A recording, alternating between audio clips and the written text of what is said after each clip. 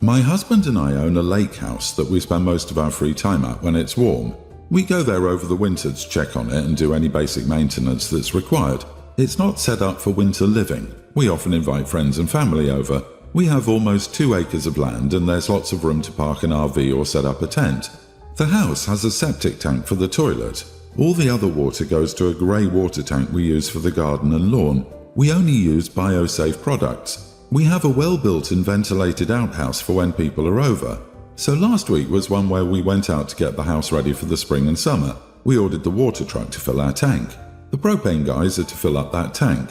We ran water through the pipes to flush them out and get them ready to use. And his mum and dad showed up with his brother and his family, which would be fine except it was a cold and crappy weekend, so they wanted to avoid setting up tents and staying outside. I asked him why they were there. He said that he told them we were going out and they invited themselves out. They didn't bring much besides some sandwiches and a bunch of beer. They didn't understand why we didn't have any of the water toys ready. There was still ice on the lake. I asked my husband to tell them that we weren't prepared for guests and that they needed to leave or help. He wouldn't do it. So I left. I said I needed to run to the store. I took my car and went to the grocery store 5 blocks from my house. It's an Asian market with fantastic sushi. I think my husband expected me to just be going to the gas station a mile from the lake. I left him out there to prep the house and deal with his guests. He's upset now that I left without telling him that I wasn't coming back, that he had to do all the work by himself, that he had to clean the house by himself. He said his family thought I was rude not to stick around and host. I did not invite them. I told him that the house wasn't ready for guests. I told him that we didn't have enough toilet paper for 8 people. He knew that we only had food for the 2 of us for the weekend. It's his fault and his problem. Should I have sucked it up and taken one for the team, or am I the idiot? You are the idiot for not addressing the situation yourself and leaving without informing your husband that you wouldn't be back. You just left, making you look passive-aggressive at best. Now he gets to control the narrative, and I expect he makes you look like you don't like them. He certainly isn't going to stop them from believing it if that's the first story they come up with. Honestly, his family seems stupid to not see the ice on the lake and still be asking about water toys. Oh well, this was a learning experience for them. Next time you need to tell your husband that you're leaving. Still leave, just tell him.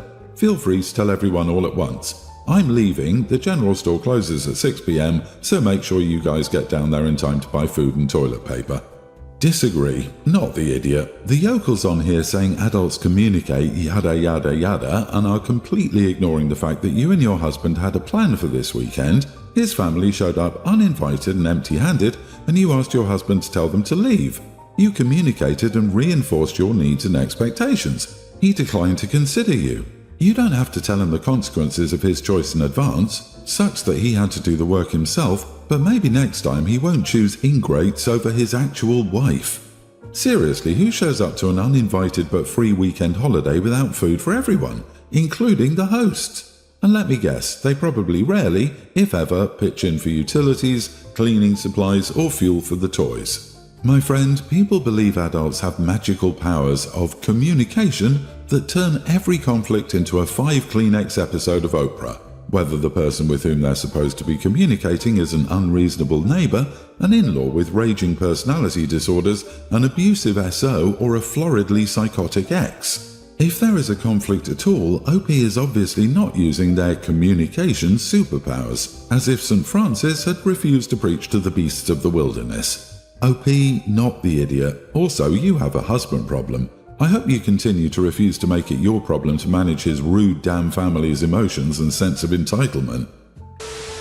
I, 22 male, and my girlfriend, 22 female, have been together for 5 years. We've been together since high school, and until recently I've always considered her to be my future wife. I've even bought a ring and was planning on proposing over the coming months. Well, last weekend was my girlfriend's best friend's birthday. She and her friends booked a private lounge at a club.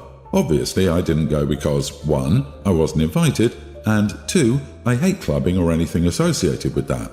I was looking forward to spending an evening alone and binge-watching Netflix. Well, my girlfriend left around 9 p.m, and I just crashed on the couch and watched some YouTube. Well, around 11 p.m, I started to feel this distinct stomach pain, the same pain you experience when someone hits you in the nuts. It wasn't bad at first, and I just thought my body was playing some tricks on me. But in about 5 minutes, the pain just kept getting worse until I was basically stuck in the fetal position on the couch. Again, initially I just thought the pain would go. The moment I tried to get up and grab my phone to inspect whatever the heck was happening to me, I just collapsed on the floor. That was probably the worst pain I've ever felt in my life. Imagine being pelted in the nuts over and over again. I did manage to crawl to the table next to the couch to get my phone. I immediately tried calling my girlfriend, but she declined my call. I then texted her that something was wrong and she should come home immediately. The club she went to is about a 5-minute walk from our apartment. I just put the phone down and started throwing up because of the pain. After throwing up for about a minute, it felt like the pain started to cool down a bit and I grabbed my phone again, and that's when I saw her response. She just replied with a, "What is it?" I tried calling her again, but as expected, she just declined again. I then texted her that I needed to go to the hospital now. She then asked for what, and I just replied that my testicles hurt. I then just dialed for emergency services. I explained my situation to the emergency responder. She asked if there was someone who could drive me to the hospital, and I stupidly said yes. I thought my girlfriend would be home soon, and she would drive me to the hospital. I felt embarrassed to call an ambulance because my testicles hurt.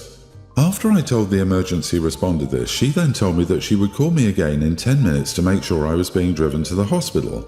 I then put down the phone and went back to vomiting on our carpet. Again, after the pain had gone away for a bit, I checked my phone and saw that my girlfriend just responded with laughing emojis. I tried to call her again, but as expected, she declined. She texted me that this wasn't the time to play games, and she then told me that if I texted or called her again, she would block my number. I tried calling her again, but she declined. When I tried calling her a second time, I realized she blocked me. I went back to curling up on the floor and now I started shivering. At this point, I didn't care about being embarrassed, so I just called emergency services again and asked for an ambulance. It felt like an eternity, but the ambulance eventually came and rushed me to the hospital. I don't remember much of the surgery since I was sedated, but the doctor informed me that I had a torsion and that I was fortunate to reach the hospital in time. I checked my phone and saw the missed calls and messages my girlfriend left me. In summary, she came home from clubbing and smelled the mess in our apartment. When she saw the vomit on our carpet, she got mad and tried searching the apartment to find me.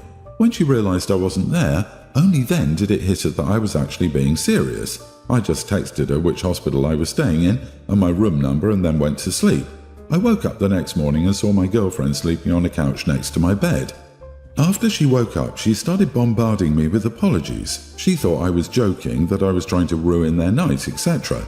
I didn't have the energy to argue, so I just kept quiet. I was beyond hurt by what she did, and I wanted to break up with her then and there. Why would somebody ignore messages where their partner is begging them to come home? Not only that, she stayed in the club until 3 a.m. and didn't even consider going home to check on me. She stayed with me in the hospital for the remaining 2 days I was there and did take good care of me, but I was still beyond angry at her. Ever since coming home yesterday, I've been wanting to dump her, but at the same time I feel like she genuinely thought I was joking and made a mistake. I feel conflicted and don't know how to proceed in this situation. Am I the idiot if I dumped her? Am I overreacting? How would you guys navigate this mess? Edit, just to clarify, no, I never had an issue with her going out in the first place or pulling pranks to get her home from a night out. Former paramedic here. Dude, when you're in that level of pain, don't call your damn girlfriend. Call emergency services. There's nothing to be embarrassed about. Oh, and not the idiot, but your girlfriend is. Even if she thought you were joking, you deserved a phone call. Your partner should be worried about you versus why are you ruining my night? Have you ever done this before? She should have called to confirm whether something was or was not wrong when you said hospital. I would really consider going to continue this relationship if you did. She prioritized partying over a phone call, heard the hospital and still blocked you, and was planning on yelling about the mess at home. I wish you well in your healing. Yeah, given all that, I would never be able to rely on her again for anything. This incident would always be in the back of my mind, and I would assume that if anything bad happens, I'm all on my own. It's not much of a relationship if that's the case. Please realize that this is not someone who cares for you on an equal level. So my twin brother and his wife, sister-in-law, had a baby boy recently, and they chose the name Everest for their son. I knew the name prior to my nephew's birth, but nobody else did, and when my parents and siblings learned the new name, they were really not okay. At first, they thought it was a joke and asked for my nephew's real name, and then when my brother told them Everest was the real name, they acted like he'd grown 5 heads. Shocked, horrified and angry were very clear. They didn't actually say anything else then. but that might be due to sister-in-law's family also being present. The next time we were all together, they couldn't wait to jump on my brother and sister-in-law for giving my nephew such a crazy name. My brother told them the name was the name and nothing they said would change it. They asked sister-in-law how she could do that to their grandson and nephew, that he didn't need to be burdened by her family's strangeness. The reason they said this is sister-in-law and her family all have more unusual names. She told me that it goes back at least 3 generations, now 4, and that she always loved her name and the names in her family, and she always gravitated to those kind of names. My brother always liked unusual names too, and we're alike in that way. Maybe it's a twin thing, lol. My brother made the rest of our family leave. They expected me to go with them, but I stayed. This shocked them more. Apparently, they've annoyed the crap out of my brother in the last few weeks, and he decided to block them for a while. Sister-in-law also blocked them because she was getting a lot of harassment from them, and it's very clear they blame her alone for the name. The rest of the family asked me to join them for dinner, and this dinner was about how crazy my brother was for allowing this and how sister-in-law was awful for doing this to my nephew.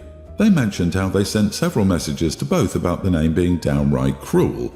I chimed in and said talking crap about the name and blaming sister-in-law for the name isn't doing what they think it is. They won't have a grandson or nephew if they don't learn to keep their opinions to themselves and apologize for being so cruel to sister-in-law. They told me I should be on their side and imagine if we get a little pixie or fairy next, or what if we get a wave or something dumb like that, because knowing sister-in-law's family, it's likely. They told me I wasn't thinking of my nephew at all. Am I the idiot? Not the idiot. Your family sounds absolutely insufferable. Also, honestly, I was expecting way worse than Everest. Like, that is actually an established name. Where the heck do they think the name Mount Everest comes from? It was legit someone's last name, George Everest, and using an established last name as a first name is really common. Honestly, I love the name choice. They need to be very careful of becoming your nephew's first bullies, because if they keep talking crap about his name, it will get back to him eventually. How do they think he's going to feel about Grandma and Grandpa talking badly about him or his mom or his other grandparents? And be prepared for your family to do petty crap like refusing to say the kid's name or try to give him a nickname that's just something normal, and in general continue to be rude about it. Continue sticking up for your brother, sister-in-law and nephew, because there's nothing wrong with the name they chose. The worst I can come up with is Fit the Best Everest from an old doggy double glazing firm advert years ago. Harlot is a stupid choice, but that should be obvious. Just like Chardonnay with 2 R's and an E at the end, spelling correct as per their birth certificate, or colon are not to my taste, and likely most, but Everest is a good strong left field but not wacko name. Your parents sound like they look for things to be upset about. I, a 26-year-old female, moved into a small apartment block 2 weeks ago. I've been busy setting up the place, furniture and everything else. The afternoon I moved in, one of my neighbours came up to the steps. Each apartment has a little front area, and mine faces the car park. She introduced herself as a single mom with a preschool-aged daughter and gave me a small succulent to say welcome.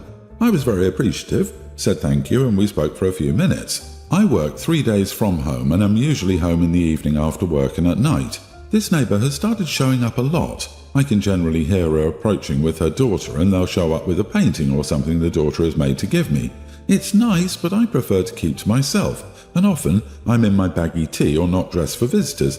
I have to make myself presentable in under a minute with no notice.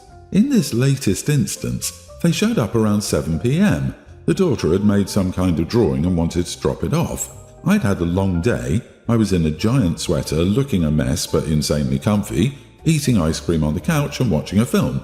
I saw them through the window and had to quickly jump up, put on shorts and greet them at the door. Said thank you as always, but the daughter wanted to come in and see what I was watching. Nothing terrible, just a bit too grown up for a preschooler. I politely said, look, thank you, but I'm really not in the mood tonight, and could they please leave?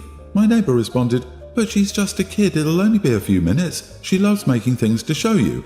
I said, look, I'm child-free by choice, can you please leave? Thank you and good night. They haven't been back since, but they left a note in my mailbox explaining I was rude, her daughter was upset and cried, and they'd be open to an apology. I haven't responded, but I don't want to apologise. Am I the idiot for turning them away? Not the idiot. Unannounced visitors are the worst, especially when there's no valid reason for the surprise visit. She's just a kid. This means absolutely nothing, and I don't care what your age is. I said no. You were neighbourly. That's good. Great. They don't understand normal social boundaries. I bet this woman is trying to befriend you so she can easily say, "Oops, I have an emergency. Could you watch my child?" to her friend in the building. That's precisely where this is headed.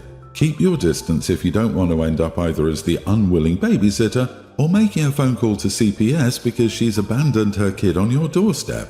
Not the idiot for turning them away, and no need for an apology. That's the mom's way of building an entitlement doorway that leaves you open to owing the mom something.